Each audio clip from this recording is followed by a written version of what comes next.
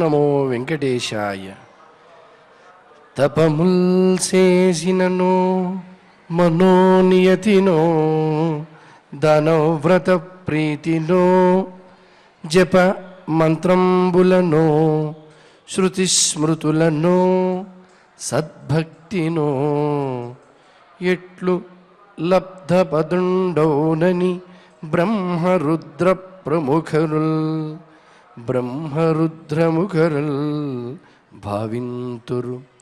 యవ్వాని అయ్యపవర్గాధిపు ఆత్మమూర్తి సులభుండౌగాక నాకెప్పుడు అని దేవదేవుడై కలియుగ ప్రత్యక్ష దైవంగా ఆపదముక్కల వాడిగా అడుగడుగు దండాల వాడిగా నిరంతరం కీర్తింపబడుతున్నటువంటి శ్రీ వెంకటేశ్వర స్వామి యొక్క దివ్య అనుగ్రహ విశేషంతో ప్రతినిత్యము సాయం సంధ్యా సమయంలో ఆ స్వామికి ప్రీతికరమైనటువంటి ఆ స్వామి గాథ అయినటువంటి శ్రీమద్ భాగవత అధ్యయన కార్యక్రమాన్ని నాద నీరాజన వేదికగా మనం నిర్వహించుకుంటూ ఉన్నాం. అందులో భాగంగా నేడు కూడా గురు ప్రార్థనాది మంగళ శ్లోకాలను ఆచార్యముఖంగా పఠిస్తూ నేటి ఈ అధ్యయన కార్యక్రమానికి మంగళారంభం పలుకుదాం. శ్రీ గురు ప్రార్థనా. గురుర్బ్రహ్మా గురుర్విష్ణుః గురుర్దేవో మహేశ్వరః గురుః సాక్షాత్ పరం బ్రహ్మ తస్మై శ్రీ గురవే నమః. శ్రీనివాస ప్రార్థనా. స్వామితా భావితానాయ స్వామి పుష్కరిణీజుషే స్వామినే జగతాం కుర్వే శ్రీనివాసాయ తే నమః. అథ సంకల్పః శ్రీమదాదివరాహ క్షేత్రే విరాజమానస్య నిత్యశుద్ధ బుద్ధ ముక్త స్వభావస్య లీలాగృహీత విగ్రహస్య శ్రీ పద్మావతీ జానేః అనుగ్రహేణ అస్మాకం సర్వేషాం బుద్ధిశుద్ధ్యర్థం విద్యాభివృద్ధ్యర్థం భక్తి జ్ఞాన వైరాగ్యాది తదనుకూల సర్వసంపత్ సమృద్ధ్యర్థం శ్రీ పరమేశ్వర ప్రీత్యర్థం శ్రీమద్భాగవత పాఠం కరిష్యామహే. అస్య శ్రీమద్భాగవత స్తోత్ర మహామంత్రస్య నారద ఋషిః బృహతి ఛందః శ్రీకృష్ణః పరమాత్మా దేవతా బ్రహ్మ బీజం భక్తిశక్తిః జ్ఞానవైరాగ్యే కీలకం అస్మాకం శ్రీమద్భగవత్ప్రసాద సిద్ధ్యర్థే పాఠే వినియోగః ధ్యానం నారాయణాత్రితనయాబ్జపదాభియుక్తాః మిత్రాప్తవాక్యనివహామృతభూరిసిక్తాః వ్యాసప్రసూతశుకగీతరవేషు సక్తాః నాకేషుభే చరత భాగవతేతి రక్తాః. శ్రీ గురుభ్యో నమః. శుక మహర్షి అందించినటువంటి భాగవత రసామృతంలో భాగంగా మనం ఆచార్యుల అనుపస్థితిలో శ్రద్ధగా భక్తితో పారాయణ కార్యక్రమాన్ని నిర్వహించుకుంటూ ఉన్నాం. అందులో భాగంగా నిన్నటి రోజున మనం హిరణ్యాక్షుని వధించడం అనేటువంటి అద్భుత ఘట్టాన్ని, అదేవిధంగా బ్రహ్మ చేసినటువంటి సృష్టి ప్రక్రియ యొక్క వైభవాన్ని గురించి కూడా పారాయణ చేసుకున్నాం.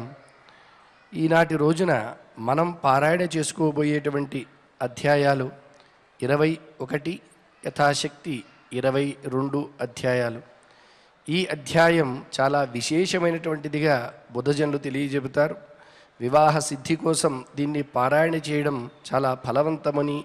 ఎందుచేతనంటే ఇందులో సాక్షాత్తు భగవంతుణ్ణి ఆ కర్దమ ప్రజాపతి చక్కగా కీర్తించడం, అలాగే భగవంతుడి యొక్క మనోజ్ఞమైనటువంటి రూపాన్ని ఆయన కనులారా దర్శించడం, ఆయన యొక్క అనుగ్రహాన్ని పరిపూర్ణంగా పొంది ఏదైతే కర్దమ ప్రజాపతికి తన తండ్రి యొక్క ఆజ్ఞ ఉందో ఆ ఆజ్ఞను అనుసరించి దాన్ని సిద్ధింప చేసుకోవడం కోసం ఆయన తీవ్రమైనటువంటి తపస్సును ఆచరించడం, ఆ తపఃఫలంగా స్వామి అవతరించినటువంటి ఆ స్వామిని ఆయన ఎంతో మనోహరంగా వర్ణించడం మొదలైన ఘట్టాలన్నీ కూడా మనం ఇప్పుడు పారాయణ చేసుకునేటువంటి అధ్యాయంలో ఉన్నాయి.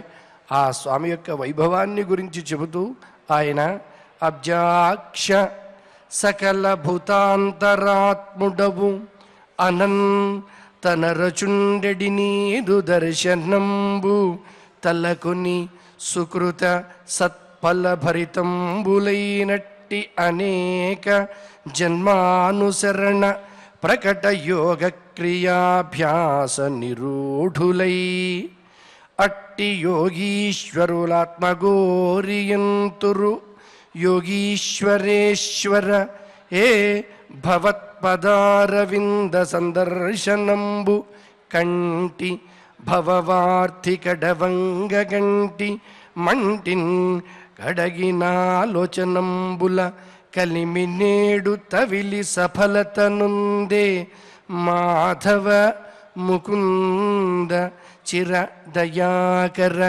నిత్య లక్ష్మీ విహార.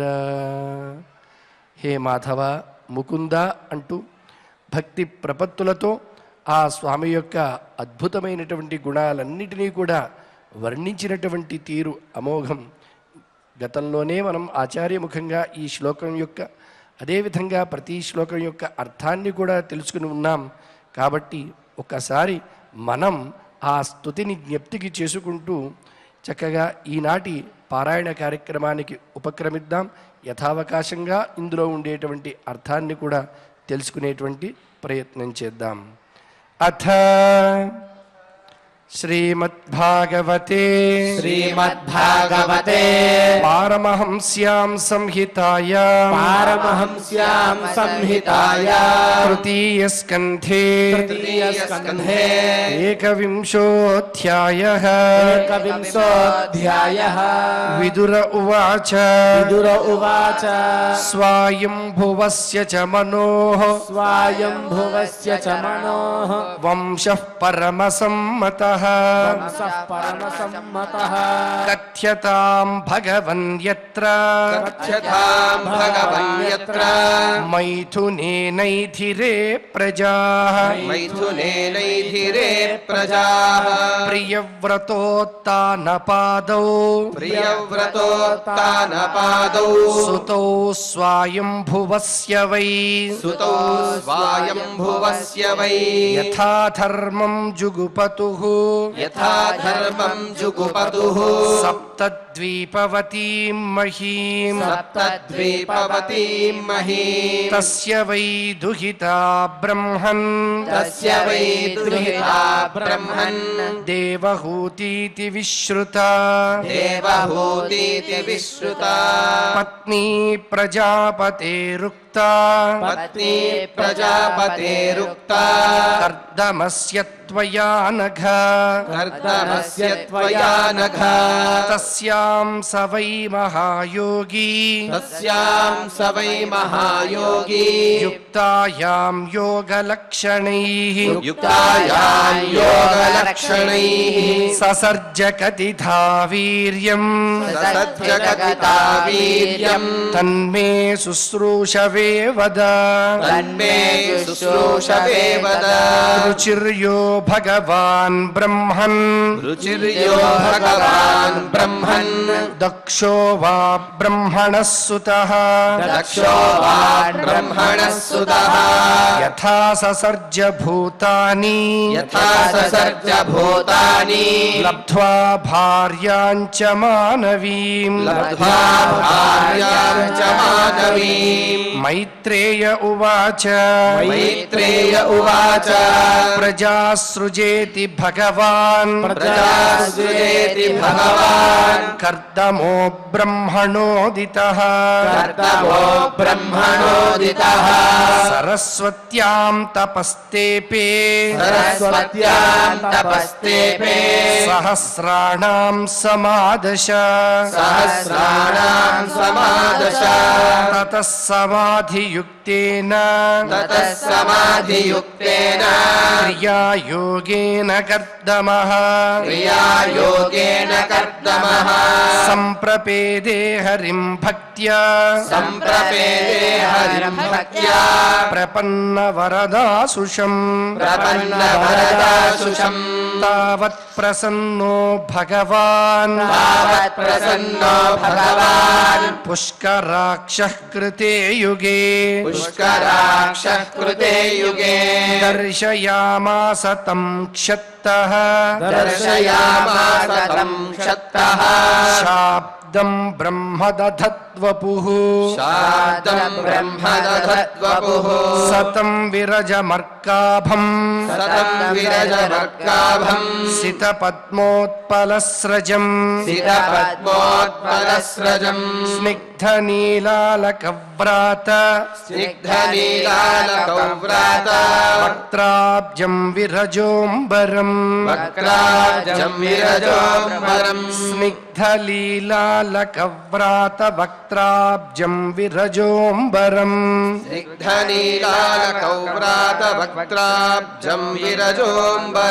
किरीटनं कुण्डलिनं शङ्खचक्रगदाधरम् श्वेतोत्पलक्रीडनकम् मनस्पर्शस्मिते क्षणम् विन्यस्तचरणाम्भोजम् अंसदेशे गरुत्मतः दृष्ट्वा खेव स्थितं वक्षः श्रियं कौस्तुभकन्धरम् जातहर्षोपतन्मूर्ध्ना शितौ लब्धमनोरथः गीर्भिस्त्वभ्यः गृणात् प्रीति स्वभावात्मा कृताञ्जलिः ऋषिरुवाच जुष्टं बताद्याखिल सत्वराशेः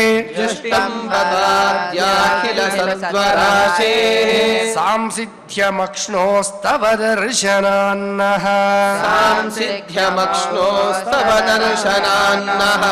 यद्दर्शनं जन्मभिरीड्य सद्भिः आशासते योगिनो रूढयोगाः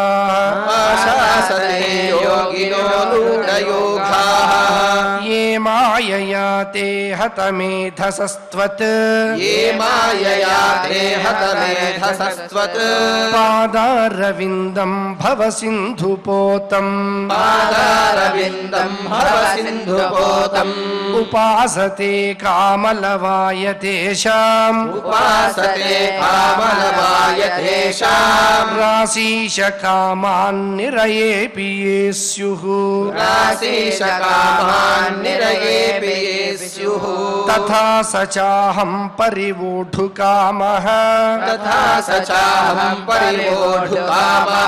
समानशीलां गृहमेधधेनुम् शीलां गृहमेधधेनुम् उपेयिवान्मूलमशेषमूलम् उपेयिवान्मूलमशेषमूलम् दुराशयः कामदुघाङ्घ्रिपस्य दुराशयकामदुघाङ्घ्रिपस्य प्रजापतेस्ते वचसाधीशतन्त्या प्रजापतेस्ते वचसाधीशतन्त्या लोकः किलायं कामहतोऽनुबद्धः लोकः किलायं कामहतोऽनुबद्धः अहं च लोकानुगतो वहामि अहं च लोकानुगतो वहामि बलिं च शुक्लानिमिषाय तुभ्यम् बलिं च शुक्लानिमिषाय तुभ्यम् लोकांश्च लोकानुगतान् पशूंश्च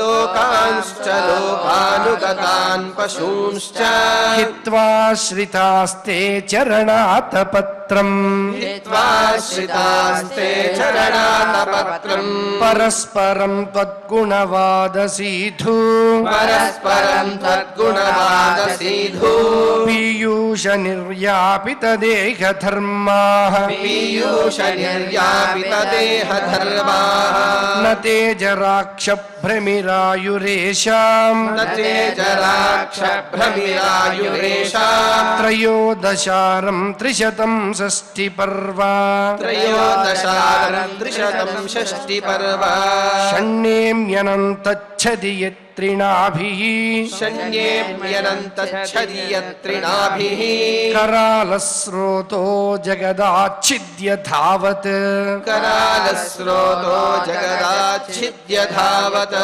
एकस्वयं सञ्जगतस्य सृक्षया एकस्वयं सञ्जगतः सृक्षया द्वितीययात्मन्नधियोगमायया द्वितीययात्मन्नधियोगमायया सृजस्य दः पासि पुनर्ग्रसिष्यसे सृजस्यतः पासि पुनर्ग्रसिष्यसे यथोर्ननाभिर्भगवन् स्वशक्तिभिः यथोर्ननाभिर्भगवन् स्वशक्तिभिः नैतत्पदाधीशपदं तवेप्सितम् नैतत्पदाधीशपदं तवेप्सितम् यन्मायया नस्तनुषे भूतसूक्ष्मम् यन्मायया नस्तनुषे भूतसूक्ष्मम् अनुग्रहायास्त्वपि यर्हि मायया अनुग्रहायास्त्वपि यर्हि मायया लसत्तुलस्यातनुवा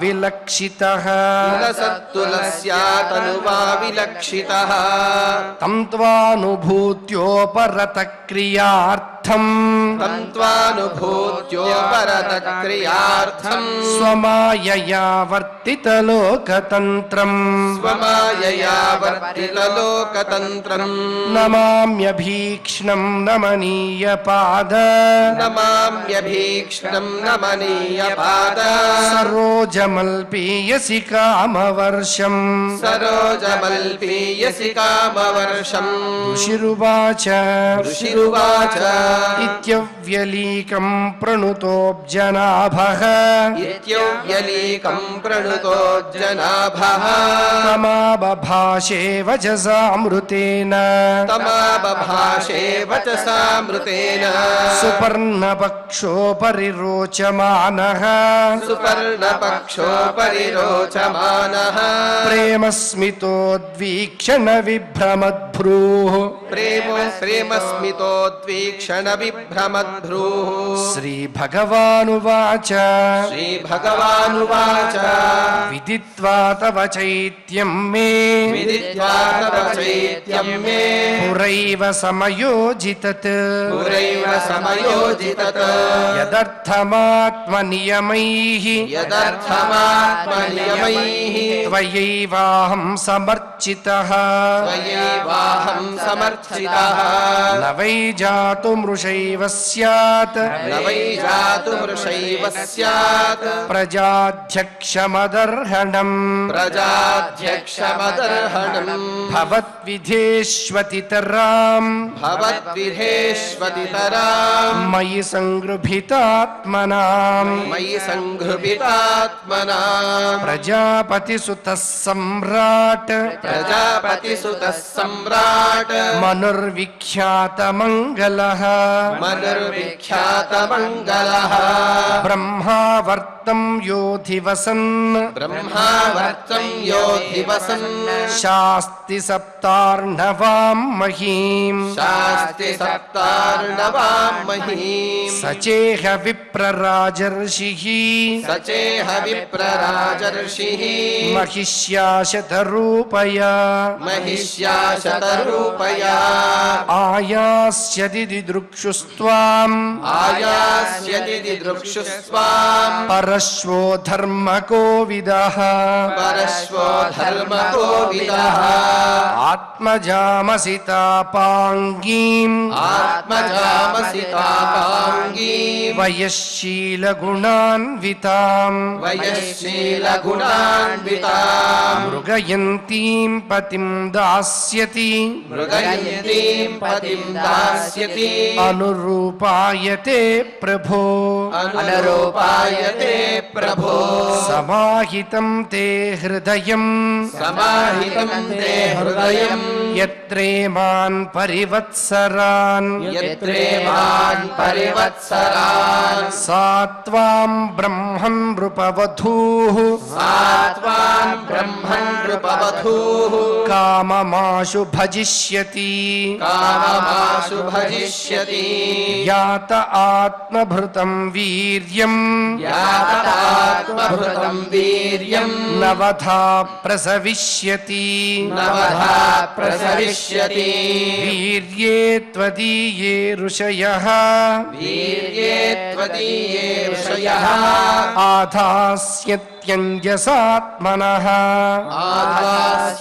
आधास्यत्यञ्जसात्मनः पञ्च सम्यगनुष्ठाय पञ्च सम्यगनुष्ठाय निदेशम् उषत्तमः निवेशम् उषत्तमः मयि तीर्थीकृता शेष मयि तीर्थीकृताशेष क्रियार्थो मां प्रपत्स्यसे क्रियार्थो मां प्रपत्स्यसे कृत्वा दयां च जीवेषु कृत्वा दयां च जीवेषु दत्त्वा च भयमात्मवान् दत्त्वा च भयमात्मवान् मय्यात्मानं सह जगत् मय्यात्मानं सह जगत् द्रक्ष्यस्यात्मनि चापि माम् द्रक्ष्यस्यात्मनि चापि माम् सहाहं स्वां शकलया सहाहं स्वां शकलया त्वद्वीर्येण महामुने त्वद्वीर्येण महामुने तव क्षेत्रे देवहूत्याम् तव क्षेत्रे देवहूत्याम् प्रणेष्ये तत्त्वसंहिताम् प्रणेष्ये तत्त्वसंहिताम् मैत्रेय उवाच मैत्रेय उवाच एवं तमनुभाष्याथ एवं तमनुभाष्याथ भगवान् प्रत्यगक्षजः भगवान् प्रत्यगक्षजः जगामबिन्दुसरसः जगामबिन्दुसरसः सरस्वत्या परिश्रितात् सरस्वत्या परिश्रितात् निरीक्षतस्तस्य ययावशेष निरीक्षितस्तस्य ययामशेष सिद्धेश्वराभिष्टुतसिद्धमार्गः सिद्धेश्वराभिष्टुतसिद्धमार्गः आकर्णयन् पत्ररथेन्द्रपक्षैः आकर्णयन् पत्ररथेन्द्रपक्षैः उच्चारितं स्तोममुदीर्णसाम उच्चारितं स्तोममुदीर्णसाम अथ सम्प्रस्थिते शुक्ले अथ सम्प्रस्थिते शुक्ले कर्दमो भगवान् ऋषिः कर्दमो भगवान् ऋषिः आस्ते स्म बिन्दुसरसि आस्ते स्म बिन्दुसरसि तं कालं प्रतिपालयन् तं कालं प्रतिपालयन् मनुष्यन्दनमास्थाय मनुष्यन्दनमास्थाय शातकौम्भपरिच्छदम् शातकौम्भपरिच्छदम् आरोप्य स्वां दुहितरम् आरोप्य स्वां दुहितरम् सभार्यः पर्यटन्महीम् सभार्यः पर्यटन्महीम् तस्मिन् सुधन्वन्नहनि तस्मिन् सुधन्वन्नहनि भगवान् यत्समादिशत भगवान् यत्समादिशत् उपायादाश्रमपदम् उपायादाश्रमपदम् मुनेः शान्तव्रतस्य तत् मुनेः शान्तव्रतस्य तत् यस्मिन् भगवतो नेत्रात् यस्मिन् भगवतो नेत्रात् न्यपतन्नश्रुबिन्दवः न्यपतन्नश्रुबिन्दवः कृपया सम्परीतस्य कृपया सम्परीतस्य प्रपन्नेऽर्पितया भृशम् प्रपन्नेऽर्पितया भृशम् तद्वै बिन्दुसरो नाम तत्त्वै बिन्दुसरो नाम सरस्वत्या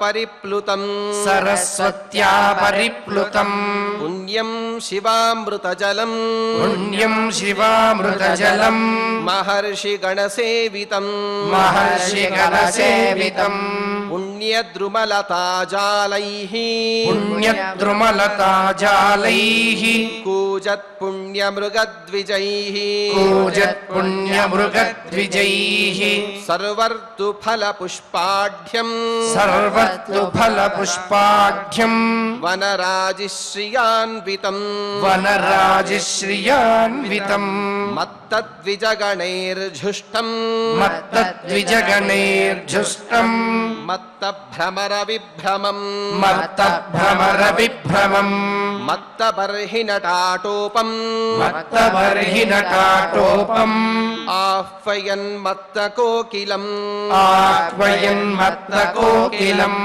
कदम्बचम्पकाशोक कदम्बचम्पकाशोक करञ्जबकुलासनैः करञ्जबकुलासनैः कुन्दमन्दारकुटजैः कुन्दमन्दारकुटजैः चूपोतैरलङ्कृतम् चूपोतैरलङ्कृतम् कारण्डवैः प्लवैर्हंसैः कारण्डवैः प्लवैर्हंसैः कुररैर्जलकुक्कुटैः कुररैर्जलकुक्कुटैः सारसैश्चक्रवाकैश्च सारसैश्चक्रवाकैश्च चकोरैर्वल्गुकूजितम् चकोरैर्वल्गुकूजितम् तथैव हरिणैः क्रौडैः तथैव हरिणैः क्रोडैः स्वाविद्गवयकुञ्जरैः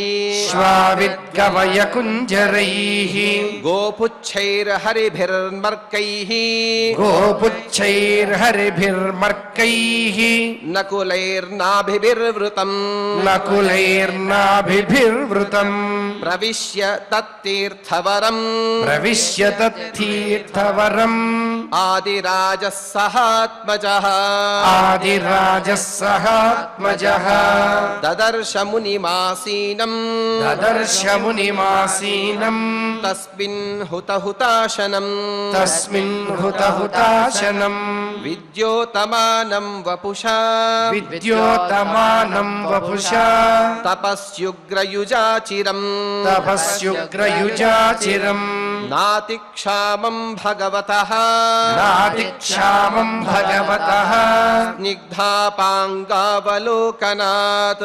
स्निग्धापाङ्गावलोकनात् तद्व्याहृता మృతకలా తద్వ్యాహృతామృతకలా పీయూషశ్రవణేన చ పీయూషశ్రవణేన చ భ్రాంశుం పద్మపలాశాక్షం రాంశుం పద్మపలాసాక్షం జటిలం చీరవాససం జటిలం చీరవాససం ఉపసంశ్రిత్య మలినం ఉపసంశ్రిత్య మలినం యథార్హణమసంస్కృతం యథార్హణమసంస్కృతం అథోటజముపాయాతం అథోటజముపాయాతం నృదేవం ప్రణతం పురః నృదేవం ప్రణతం పురః సపర్యయా పర్యగృహ్ణాత్ సపర్యయా పర్యగృహ్ణాత్ ప్రతినంద్యానురూపయా ప్రతినంద్యానురూపయా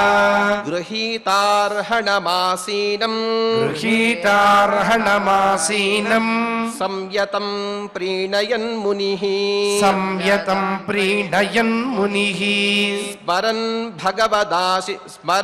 భగవదాదేశం స్మరన్ భగవదాదేశం ఇత్యాహ శ్లక్ష్ణయా గిరా ఇత్యాహ శ్లక్ష్ణయా గిరా నూనం చంక్రమణం దేవ నూనం చంక్రమణం దేవ సతాం సంరక్షణాయతే సతాం సంరక్షణాయతే వధాయ చ సతాం యస్త్వం వధాయ చ సతాం యస్త్వం హరేః శక్తిర్హి పాలిని హరే శక్తిర్హి పాలిని యోర్కేన్వగ్నీంద్రవాయూనాం యోర్కేన్వగ్నీంద్రవాయూనాం యమధర్మ ప్రచేతసాం యమధర్మ ప్రచేతసాం రూపాణి స్థాన ఆధత్సే రూపాణి స్థాన ఆదత్సే తస్మై శుక్లాయతే నమః తస్మై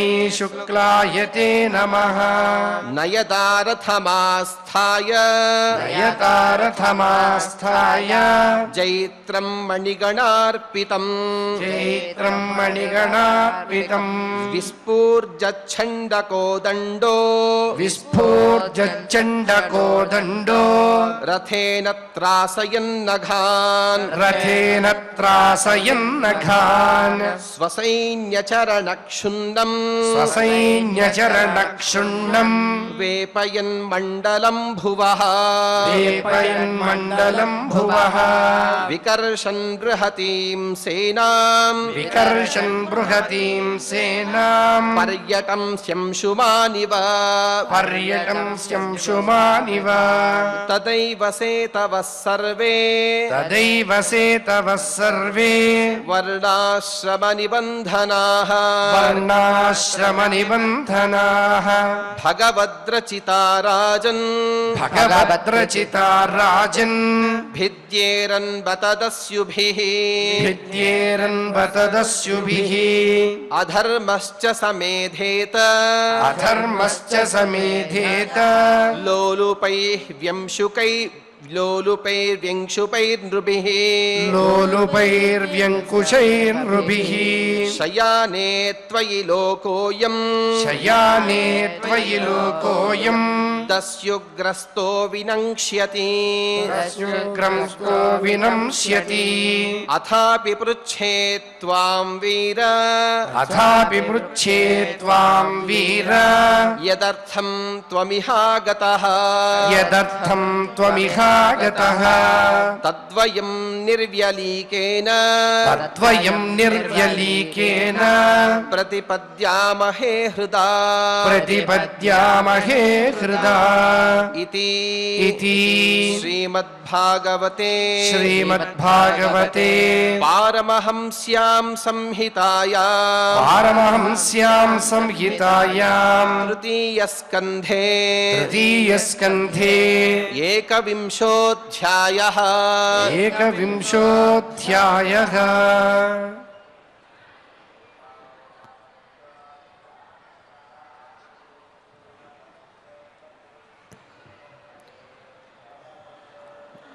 భాగవతం యొక్క వైశిష్ట్యాన్ని మనం చాలాసార్లు వినుంటాం. అసలు భాగవతం అనే పదంలోనే ఒక వైచిత్రిని చాలామంది కవులు చెబుతూ ఉంటారు. అందులో భాగవత అని ఉంటుంది. అంటే నా భాగాన్ని నాకు ఇవ్వు అనే ఒక అడగడంలో ఒక ఏదైతే ఆర్తి ఉందో పరమాత్మని, అంటే పరమాత్మ నాదేదైతే పుణ్యభాగం ఉందో పుణ్యభాగాన్ని నాకు ఇవ్వు అని అడగడమే భాగవతం యొక్క ఉద్దేశమట. అటువంటి భాగవతం, ఈ భాగవతానికి చాలామంది వ్యాఖ్యానం చేశారు. ఎందుకంటే విద్యావతాం భాగవతే పరీక్ష అంటారు.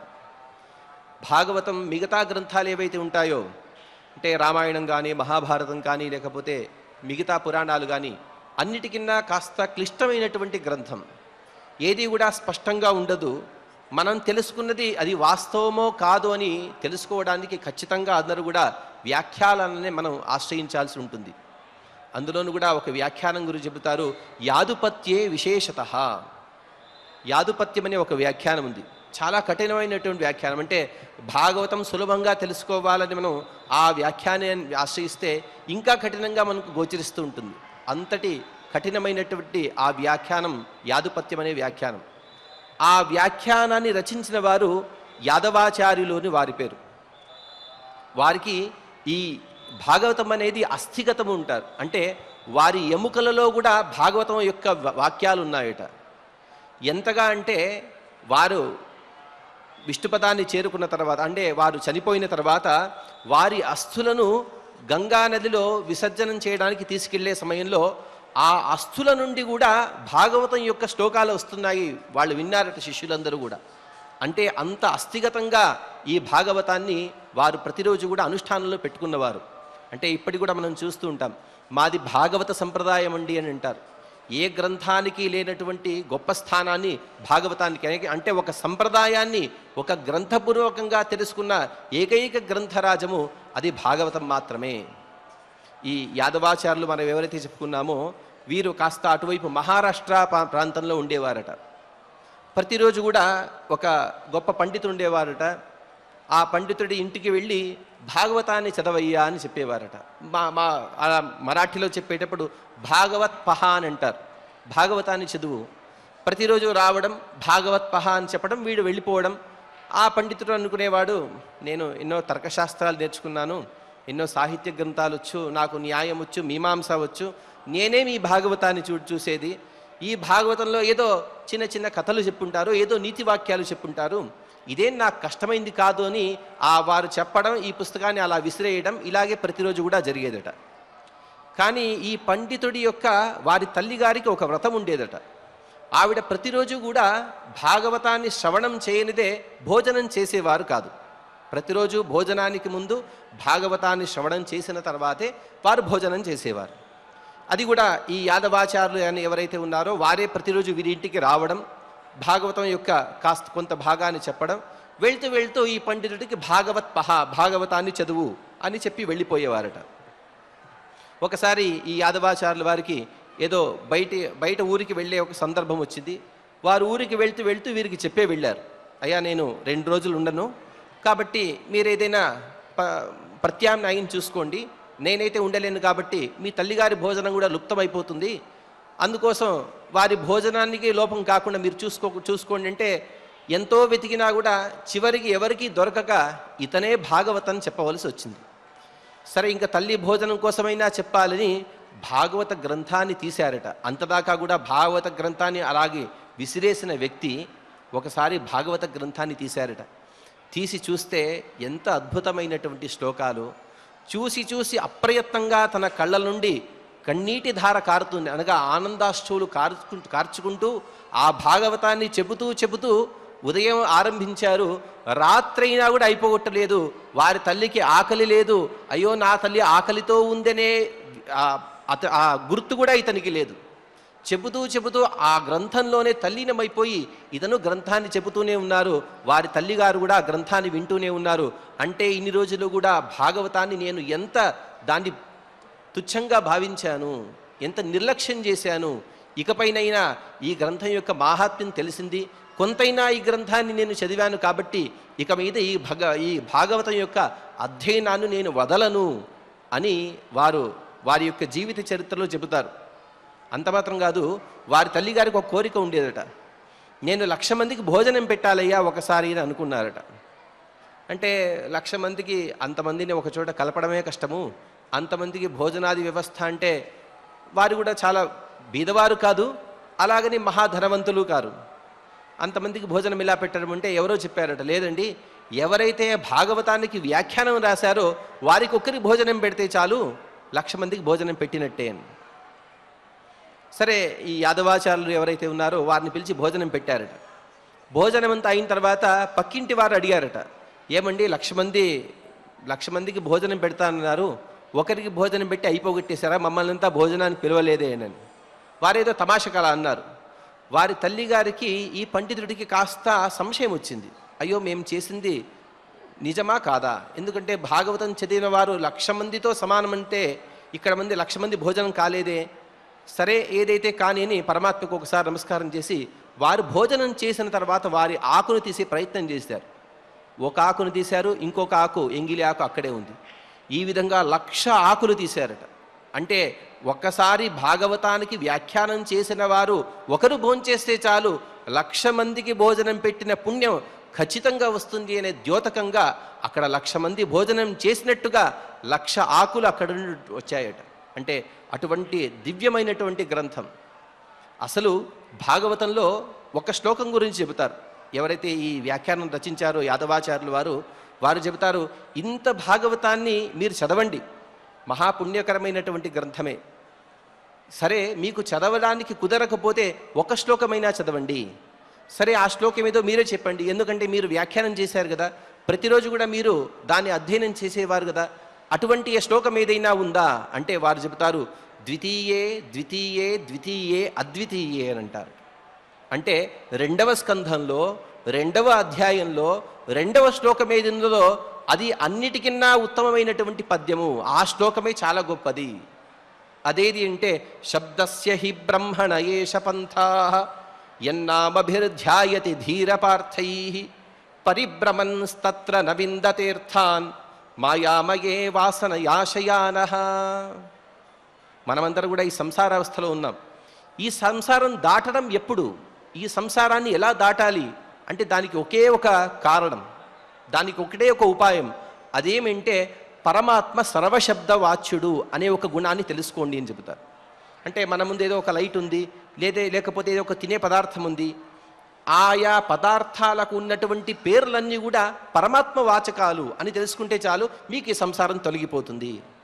అది ఎలాగండి అంటే చాలా సుందరంగా వారు వ్యాఖ్యానంలో రచిస్తారు. మనకేదైనా అతి ప్రీతికరమైనటువంటి పదార్థం ఒకటి ఉంది. ఉదాహరణకి ఇప్పుడు మామిడికాయల సీజన్ వస్తుంది కాబట్టి నాకు మామిడి పండు అంటే ఇష్టమని మనం అనుకుంటాం. ఆ మామిడి పండు అనే పదార్థం, దాన్ని పిలిచేటువంటి ఆ పదం మామిడి అనే ఒక పదం. ఈ పదం ద్వారా వాచ్యుడు ఏది అంటే ఆ పదార్థం కాదు, పరమాత్మే వాచ్యుడు. ఆ పరమాత్మే వాచ్యుడు అన్న తర్వాత ఆ పరమాత్మే నాకు ప్రీతికరుడు, ఆ పరమాత్మను ఆశ్రయిస్తే నాకు అన్ని శుభాలు కలుగుతాయి. ఈ విధంగా మన జీవితంలో ఎన్నైతే వస్తువులను చూస్తామో ప్రతిరోజు, అన్ని వస్తువులు, ఆ వస్తువుల యొక్క పదాలు, ఆ పదాలచే వాచ్యమైనటువంటి పరమాత్మ యొక్క రూపాన్ని మీరు ప్రతి ఒక్క చోట కూడా మీరు చూస్తే, అనగా సర్వశబ్ద వాచ్యత్వం అనేది ఆ గుణాన్ని మీరు ప్రతిరోజు కూడా అనుసంధానం చేసుకుంటే ఖచ్చితంగా అందరూ కూడా సంసారం అనే సాగరం నుండి దాటివేస్తారు, వారు దాటుతారు, ఖచ్చితంగా ముక్తిని పొందుతారు. కాబట్టి ఇటువంటి గుణాన్ని అందరూ కూడా అలవర్చుకునే ప్రయత్నం చేయండి అని వారి వ్యాఖ్యానం తెలిసారు. మనమందరం కూడా యథాశక్తిగా ఆ పరమాత్మ యొక్క అనుగ్రహంతో అటువంటి సర్వశబ్ద వాచ్యత్వం అనే గుణాన్ని, ఆ అనుసంధానాన్ని మనం ప్రతిరోజు కూడా మన జీవితంలో అలవడుచుకుందామని చెప్పుకుంటూ ఓం నమో వెంకటేశాయ. ఓం నమో వెంకటేశాయ. శ్రీమద్భాగవతం శాస్త్రం కలౌకీరేణ భాషితం అని శుక మహర్షి చేత అందించినటువంటి దివ్యమైనటువంటి భాగవతం. శుకమునకు ఉండేటువంటి చిలుకకుండే లక్షణం, ఏది మనం పలుకుతామో అదే తిరిగి పలుకుతుంది. ఒక అక్షరం ఎక్కువ, ఒక అక్షరం తక్కువ ఉండదు. అలాగే భగవంతుడైనటువంటి వ్యాస మహర్షి దేనినైతే అందించారో దానిని యథాతథంగా లోకానికి అందించినటువంటి మహనీయులు శుక మహర్షి. ఆ శుక మహర్షి ద్వారా అందించబడినటువంటి అమృత ధార భాగవతం అమృతాన్ని మించినటువంటిది అని కూడా గతంలో మనం చెప్పుకున్నాం. శ్రీమద్భాగవతీ వార్త సురాణామపి దుర్లభ. ఈ భాగవతాన్ని సురులు తెలివిగా తీసుకువెళదామని ప్రయత్నం చేస్తే సుధ కన్నా మించినటువంటిది కథ, అది భాగవతమైనటువంటి భగవత్ కథ, భగవంతుని కథ అని చెప్పి, ఎందుచేతనంటే సాక్షాత్తు మెనిరే భగవద్రూపం శాస్త్రం భాగవతం కలౌ, భగవంతుడి యొక్క రూపమే భాగవతము అని చెప్పి కూడా అదేవిధంగా ఆ భగవంతుడు ఏ రకంగా 12 స్కంధాల్లో తన అవయవాలుగా చేసుకుని ఉన్నాడో అన్న విషయాన్ని కూడా నిన్నటి రోజున మనం తెలుసుకున్నాం. అటువంటి శ్రీమద్ భాగవతంలో ఉండేటువంటి ప్రతి శ్లోకాన్ని, ప్రతి శ్లోకానికి ఉండేటువంటి ఆ పదాల యొక్క అర్థాన్ని, అంతకు మించి ఆ పదార్థ తత్వాన్ని మనం ఆచార్యముఖంగా ప్రతినిత్యం తెలుసుకుంటూ ఉన్నాం. నిరంతరము కూడా అనతి కాలంలోనే సంపూర్ణంగా ఈ శ్రీమద్ భాగవత అధ్యయన కార్యక్రమంలో మనందరినీ కూడా భాగ్యవంతులు చేయాలని దేవదేవుడైనటువంటి ఆ శ్రీనివాస పరబ్రహ్మని భక్తి శ్రద్ధలతో వేడుకుంటూ యథాప్రకారం మనం క్షమాప్రార్థన దగ్గర నుంచి మంగళాంత శ్లోకం వరకు పఠించుకుని ఈనాటి ఈ అధ్యయన కార్యక్రమానికి మంగళాంతాన్ని పలుకుదాం. అథ క్షమా ప్రార్థనా యదక్షరపదభ్రష్టం మాత్రాహీనం చ యద్భవేత్ తత్సర్వం క్షమ్యతాం దేవ నారాయణ నమోస్తుతే. అథ భగవత్సమర్పణం కాయేన వాచా మనసేంద్రియైర్వా బుద్ధ్యాత్మనా వా ప్రకృతే స్వభావాత్ కరోమి యద్యత్ సకలం పరస్మై నారాయణాయేతి సమర్పయామి. అథ లోకక్షేమ ప్రార్థనా సర్వే భవంతు సుఖినః సర్వే సంతు నిరామయాః సర్వే భద్రాణి పశ్యంతు మా కశ్చిత్ దుఃఖభాగ్ భవేత్. అథ మంగళం శ్రియః కాంతాయ కళ్యాణ నిధయే నిధయేర్థినాం శ్రీవేంకట నివాసాయ శ్రీనివాసాయ మంగళం.